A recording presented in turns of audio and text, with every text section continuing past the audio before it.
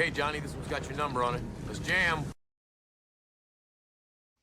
Hi, everyone, and welcome back again to another episode of CinemaJam Podcast, a podcast where two friends get together to talk about movies, review movies, and basically share our thoughts and our analysis with you, our viewers. I want to remind everyone that CinemaJam Podcast is available in all the main streaming platforms and social media networks.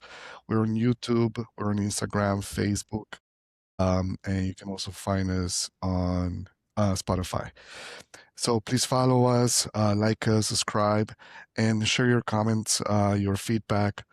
Both Sebastian and myself, we're always looking for your comments to improve and make our podcast even better. And with that, just a quick intro. This is Pablo Velez, as usual, from Montreal, Canada, and I got my good friend Sebastian Gomez from Austin, Texas. Hi, Sebas. Hello, Pablo. Surviving a flu. So if everyone hears our voices a little bit different, that's the reason. Yeah, But I'm very excited to be talking about these two classic movies. Yeah, even though we're like, I don't know how many thousand of miles or kilometers apart, we both got under the weather at the same time.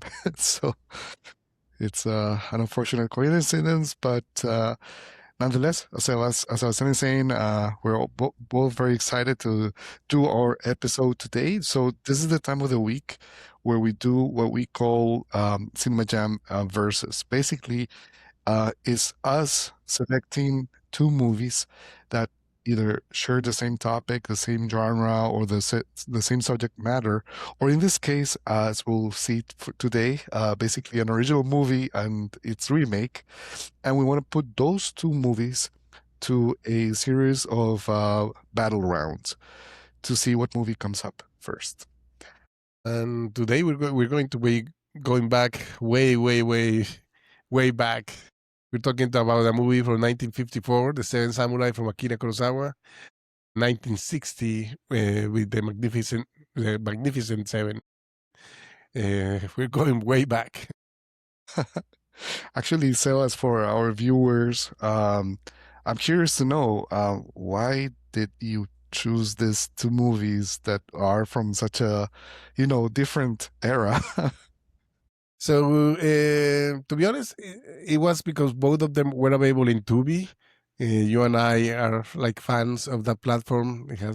Sometimes it has a good selection of movies. So I saw the opportunity to talk about these two movies that I love, both of them. And I wanted to explore, do the versus, because I knew you haven't watched them, so I was curious what was going to be your reaction, and especially because Akira Kurosawa has been such a big influence in modern action filmmaking, and in this movie you can tell why. So Yeah. I mean, it's the first time I see a movie from Akira Kurosawa, and it was in my to-do list. So I gotta say thanks for that. Just again to remind our viewers, when we do this versus episode, we go through 6 different battle rounds, and in each I'll ask Sebas, who nominated this movie, a few questions, and then we agree or not on who's the winner and give a point at the end. We sum up the points and see who comes up first. And with that, Sebas, should we start? Yeah, let's do it. Let's start with Round one. Nice. Round one is all about, let's say, the background, the context of each movie, and then, you know, for the story and script, actually.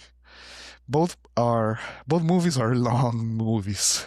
That's something that maybe is important to share with our viewers. Seven Samurai is a movie that takes about 4 hours. It's like 3 hours and something. Yeah. It's with an intermission.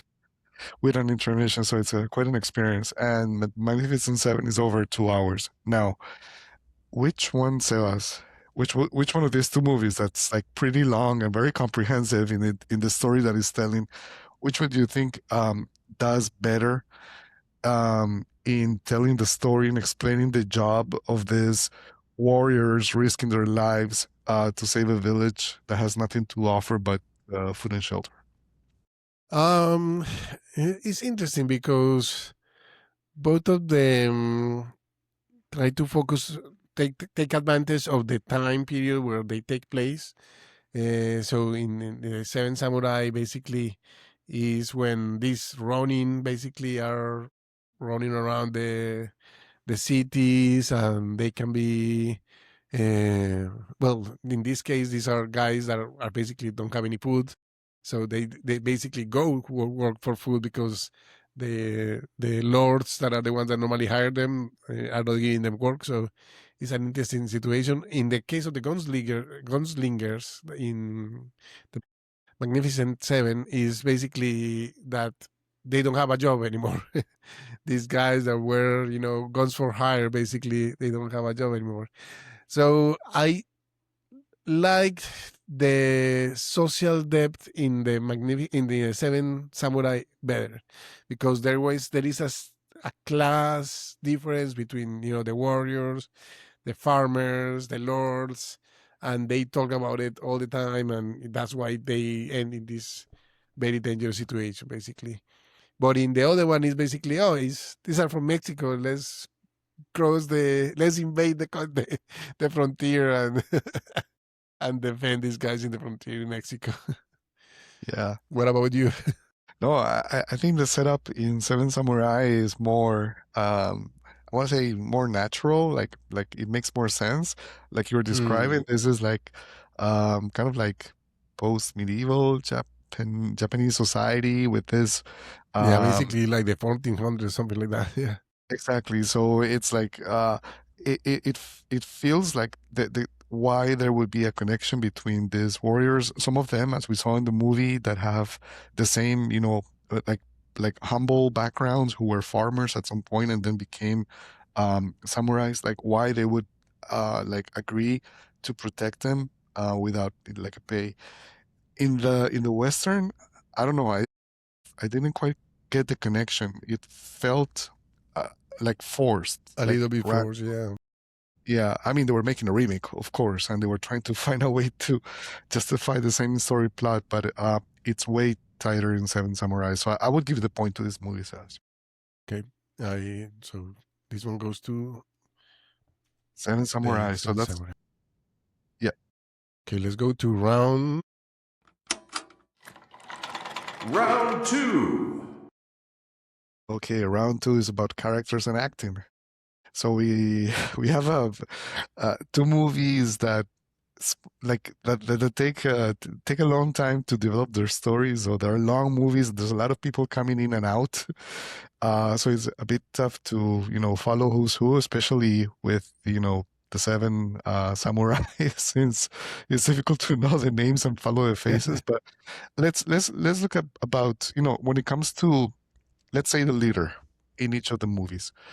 Uh, in Seven Samurais, Takashi Shimura, who's the eldest of the samurais, and he's the one that actually, is convinced to help the peasants, and then he convinces the other samurais to join. In the Western, in the Magnificent Seven, is Jewel Briner. Famous Jewel Briner. Who do you feel, Sebas? Um, Looked like someone that had gone through, many battles, who was weary of war, and who actually like could take the role of the leader that he was supposed to be in this story. Takeshi Shimura. Yeah, he did a great job with that performance. You can tell that he basically wants an excuse to die, like dying in battle, and there is we're going to talk about that later, but both of them end in a similar way, and they use the same phrase, but there is like the passion, how he says it at the end is much better.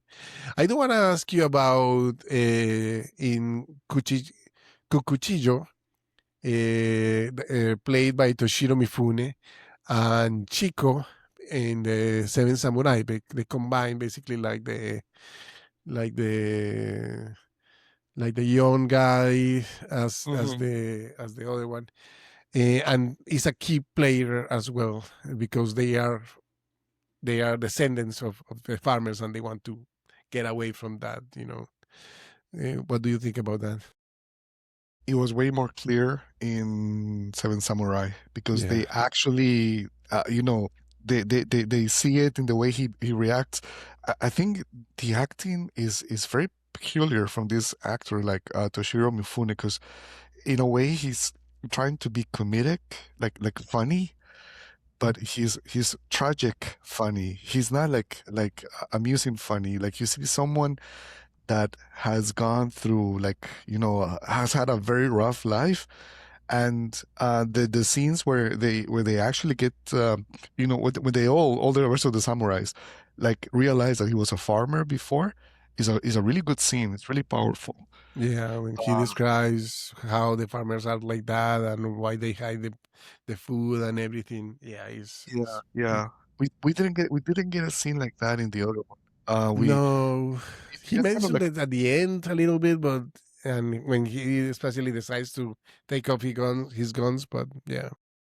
yeah, but not really. And there's no build up. There's no moment of catharsis. And then like in Seven Samurai, there's also the other scene where he rescues a kid that was the parents of the kid were killed by the bandits, and then he rescues the kid, and then he's holding the kid in the river and saying, "This is me. This is what I was before. Like this kid is me," or something like that. But That's yeah, it also like was that's a strong. beautiful, Yeah.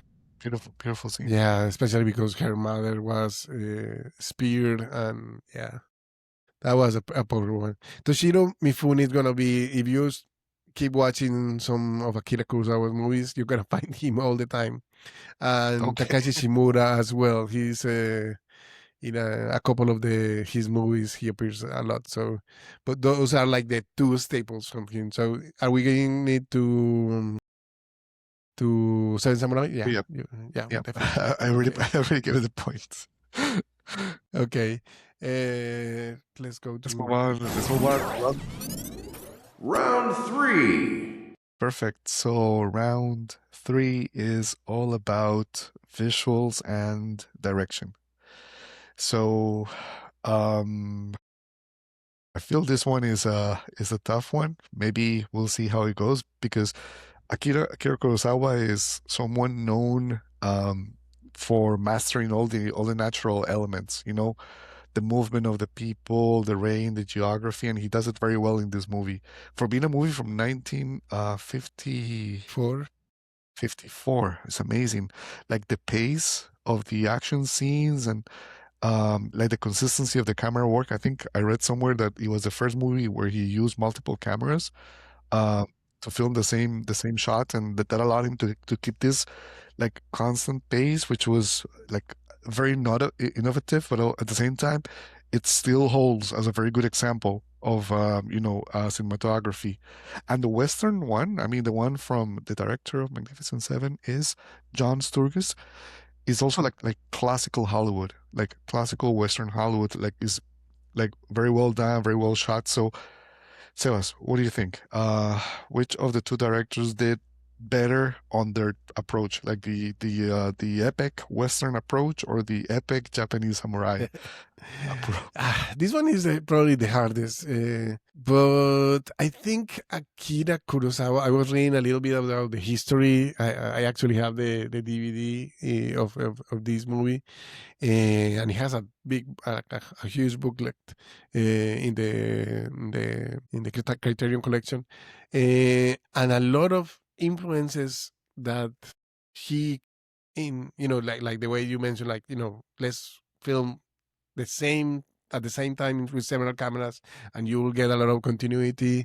And filming in the rain, it wasn't basically like it was very risky to do that in the past. He spent almost a year, and he almost bankrupt. Toho was almost bankrupt at the end of this movie because he was making it the way he wanted it, and he was telling the people that no. If they want to recover the money, they have to really finish the movie. So It's an interesting thing because you can tell that he was doing what he wanted in this movie, and Yeah, it was amazing. and I mean, it's the first time that you see this type of, storyline that became like so copied over and over Yeah, afterwards. It's very original, and I read also that he gave all these very complex and thorough backgrounds to every single character that had speaking lines in the movie. Like everyone has a background, which is also something very abnormal in movies at that time, you know. So he was doing a lot of uh, I don't know. I didn't mind the cinematography from the Magnificent Seven. It was like nice classical Hollywood, but I want to give this point again to Kurosawa. yeah. I want to give it to Akira Kurosawa as well, and it's not a bad job. I mean, the Magnificent Seven, and John Sturges did a great job. It's just that you could tell that this was Akira Kurosawa's baby, basically. Yeah, yeah, yeah. Maybe like an extra question before we go to the next round. Do you think it does better for Kurosawa to have filmed the movie in black and white? Like does it give the movie like a different type of vibe compared to the early Technicolor that is, the 60s movies that Westerns had back in the day? I don't know. He always liked to.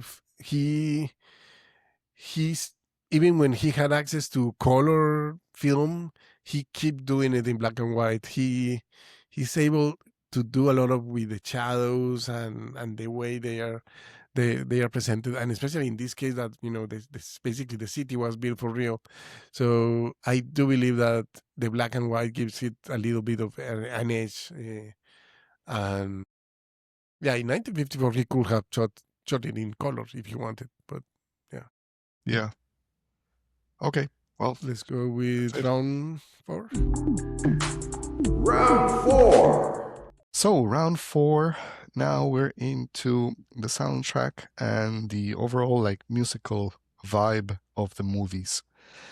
And I think one of the two movies has a more distinct soundtrack, I guess it was. Yeah. In this one I have to say Magnificent Seven probably gets it because Yeah, I like the yeah. music in Seven Samurai, and in the intermission I pay attention while I was waiting for it to finish. I didn't fast forward in the Seven Samurai, but yeah, the Magnificent Seven is iconic. I'm not going to deny that. It's a beautiful soundtrack. Yes. Okay, soundtrack by Bernstein is just iconic. It's a beautiful soundtrack. It gives it like the edge in those beautiful vistas. When we were looking at the desert in Mexico, I think is worth giving it to that. And I don't mind the one from Akira Kurosawa. It's just that Bernstein did an amazing job. Yeah, I agree. No, let's give the point to. This is the first point that goes to the Magnificent Seven, by the way. Okay, let's move on to round 5. Round 5. Okay, Sebas. So from the two movies, Seven Samurai and the Magnificent Seven, which one do you think? In what movie better? The ending, the famous phrase. No, actually, we already talked about this. Let me ask the other question. So, No, we you, didn't talk about it. We yeah, didn't yeah, say we the were, place. no, but we said that the ending was done better in Kurosawa. So Okay, the yeah. farmers one we lost. Maybe like the next one. So about the memorable moments in the movies. And let's say both movies are obviously about the same plot, a villa, like a small town being, Overrun by attacked, bandits. harassed, So yeah. overrun by bandits. So which one do you think was the more intimidating band of bad guys? The hordes that you saw in Kurosawa's Japanese village, or Eli Wallach's Our friend Eli Caldera's Wallach from Tuco from Tuco from the Good, the Bad, and the Ugly. So and who in this movie in the Magnificent Seven played the character of Calvera. So which of the bad guys did it best? I actually think in the Magnificent Seven had a better bad guy. We don't know a lot from the other guys. We basically only hear them talking at the beginning of the movie, and one of the farmers hear them talking about that they're going to attack after the fall, I think. So in this one we see Calvera, and we see his reasoning and why he is the way he is. So it was Eli Wallach knew how to play a bad guy. I'm not going to deny it. In Tuco and in this one, he did a great job. Actually, What he did. what about you? Yeah, it's a good point. We got to know more about the bandits in the Magnificent Seven than we did in Kurosawa. In Kurosawa, they were like this unknown mass of, Yeah, like a uh, force of nature, I think is yeah, in one of the articles I read, like they are a force of nature. In this one, they are people. In the yeah. Magnificent Seven, they are people. So Mm, good point. Good point. yeah. But maybe since the question is which one is the more intimidating, which one was actually the one that you felt, the village was really like, a danger of Well, facing them. So I guess my point is that in Kurosawa, since we didn't really know much about them, but they were just more like you said, like a tornado, like a storm passing by. I thought it was like scarier in a it was a sense. scarier now that I think about it. Yeah, because they don't even know why they're attacking them. They're Exactly. just Exactly. They don't yeah. have faces. I mean, we see faces, we see people, but um, I mean, we don't get any much interaction, no backgrounds, no funny speeches, alas, Eli Wallach in in the Magnificent Seven. I feel like the point goes better to Kurosawa's. Okay, yeah, let's get to Kurosawa's. Perfect. Okay, so that's that, and then we are now moving into the last round. Round 6. So if you are tired on a Sunday afternoon and you actually have close to 4 hours to spare, and you can decide whether you want to spare the 4 hours watching Kurosawa's Seven Samurai, or you want to spare only 2 hours of those 4 hours watching again Magnificent Seven. What's your call? Which one do you choose? Do you choose?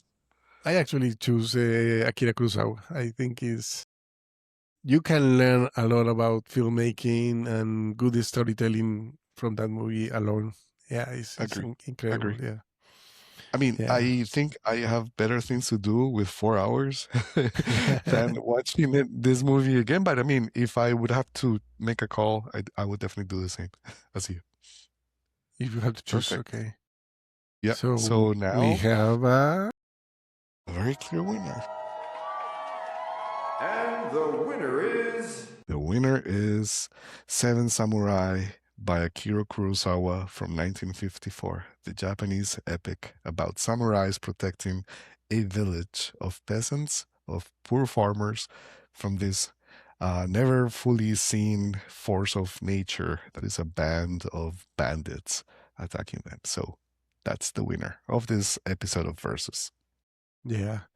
It was a great. It was a great movie. I really enjoyed it.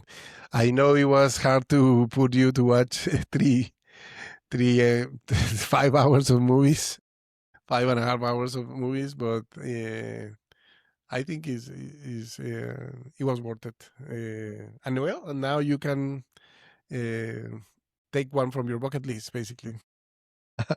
No, and totally. And maybe for our viewers, a recommendation that Sebastian made, or like a recommendation, like some advice I got from Sebastian to watch Kurosawa Seven Samurai. If you don't want to do like the full like 3 hours and a half or 3 hours and whatever minutes, like straight, like just do it in blocks of an hour about. And actually it doesn't feel bad. Like you do get like basically like three different acts, like in the movie. Even though there's like one intermission in the middle, there's actually like three moments, three acts, like the finding of the samurais, like the whole, search by the peasants in the city, and then you get to see the background of all the samurais. That's like about an hour. Then the other hour is the arrival in the town and the preparations and the training of the peasants to defend themselves. That's about an hour. And then the next is the all the battles and the final climax, and then the ending, which is actually really really beautiful. Yeah, I do believe that this movie has been so influential. I mean, there is a Pixar movie based on this. A Bug's Life is basically a retelling of Seven Samurai. Uh, One of my favorite movies from the 80s, Three Amigos, it's a retelling of this, is a basically. retelling Yeah. of the Magnificent Seven, which is a retelling of Akira Kurosawa Seven Samurai. There you go. Yeah, and I think movies like Assault on Precinct 1-3 basically is also like a retelling of this, or things like The Thing also have that, a little bit of that in their DNA, like people in a close environment, building protection or building barriers to to keep the monster outside. I think there is a lot of influence in these movies that we can learn from. Okay, everyone, thank you very much. As Pablo mentioned at the beginning, please subscribe, like, review the podcast. That helps us get more people and build the community. We really want to build this community, and we're always looking for suggestions for new versus and the podcast that we do on Friday. Till next time, keep jamming about movies. Until next time, thanks everyone.